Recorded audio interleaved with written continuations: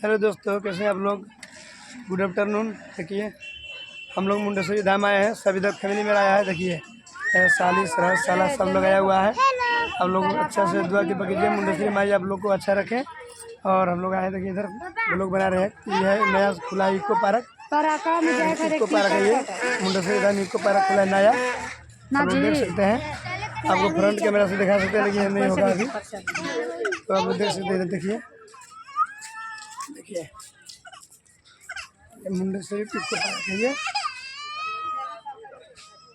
ये। आप लोग को मुंडेश्वरी में अच्छा से रखे और ये अच्छा से रखे। यहाँ पे टिकट कटता है, वहाँ पे टिकट कटता है क्या, वहाँ पे टिकट कटता है वहाँ पे। आप देख सकते हैं खिड़की है ना, वहाँ पे टिकट कट रहा है। टिकट कटा के वहाँ से कितना का रुपये का होगा अभी तो पूछा है। अभी हम ऊपर से दर्शन कर देंगे मुंडेश्वरी माई को, तो टिकट कटाएँगे। तब तक चलते हैं दर्शन करने। उधर मेरा भैया उसका लाभ चला गया।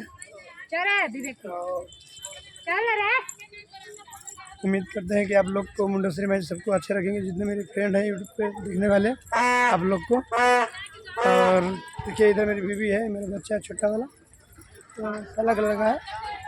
तो बहुत लोग हैं, जा रहे हैं सब लोग।